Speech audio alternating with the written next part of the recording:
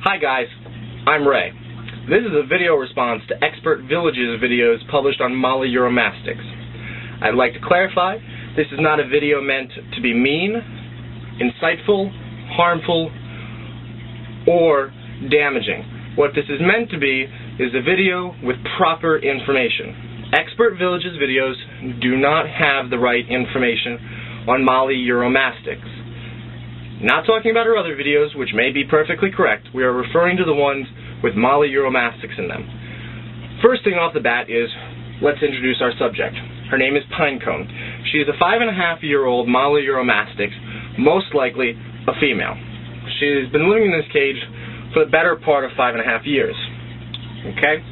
The first thing that we'll notice is there is no heat rock in this tank. Mali Uromastyx, like frogs, have no nerve endings on the underside of their stomach.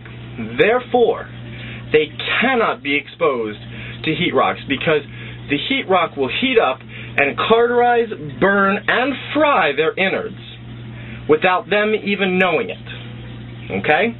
Here in this example, she is sitting on top of a rock with heat from above. The heat from above heats the rock up a little to gain a little underbelly temperature, but most of the heat comes from above, and therefore she knows when it's too hot. Okay? The second thing that you'll notice is that, while you may not be able to see it, underneath, in the back corner, there is an under-tank heating pad. It goes underneath the tank, and it's between the repti carpet and the sand and the glass. Okay? This allows for her to burrow, but still maintain a little bit of heat, because in the desert, the sand temperature, because of the kinetic energy distributed from the sun, okay, it stays heated at nighttime. So this provides for a little warmth when she goes into her hide. The hide should reside on the cool side of the tank, not the hot side of the tank. Okay? Expert Village is correct. You need UVB and UVA lights. Here I have an ultraviolet heater, a regular light lamp, a nighttime UVB lamp, and as I mentioned, a UVA basking spot and a full spectrum light. Okay? The other thing that Expert Village cites is the use of mealworms. That is incorrect. Mealworms cannot and should not, under any circumstances, be used with a Mali Uromastyx.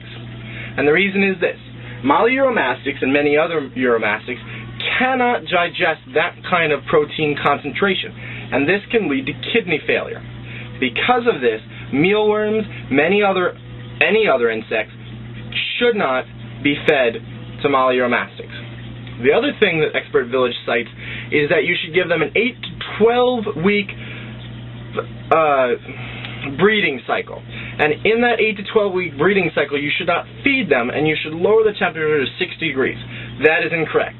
You should feed them, but not as often and on a slightly different diet. You should also not drop the temperature to 60. It should be dropped, but not that far. The daylight hours should be shortened, but not that much. Okay? I am not a breeder, so I cannot speak on the specifics, but I do know that she is incorrect there.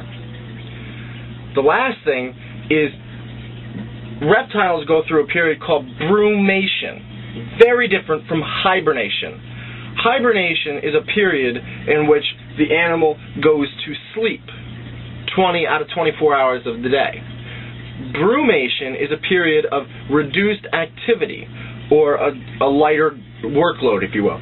She'll come out maybe 20 minutes a day, go back in and hide. The third thing, well, by this point we're far past third, the other thing that Expert Village cites is the fact that they should be handled. They really do not like being handled. My personal Mali Uromastyx loves it. Most I've handled don't. She's a rarity in this case. And Expert Village comments that when you hold your Uromastyx, when she settles down, that means she's comfortable. That is also incorrect. It does not mean she's comfortable. It means she's either cold or very scared. In this case, don't handle your animal. You can pull her out once in a very blue moon. As you can see, Pinecone is not up for it today. The other thing, the last thing, is the mention of tank size. Okay? This is a proper height. They are not an arboreal animal. They are a landscape animal, but do appreciate a little bit of climbing room. She says that there should not be much in the tank. That is also incorrect. You should have as much or as little decorations that you would like. Make sure that they are either fake, wood, or rock. Fake ones, if she chews on them, that might not end well. Don't put those in. Put in real things. Okay? Also, be careful that she does not get too close to the lights because your animal can get burned. As far as food, water does not go in the tank. They are desert animals. They receive all their food from they receive all their water from their food. Aside from this, I'm not sure I have many other comments. All I would like to say is, Expert Village, you are spreading false information, and this can be very detrimental to people who believe that your videos are correct. Anybody who has any questions, you may go to www.reptic, repticzone.com, or www.deerfarms,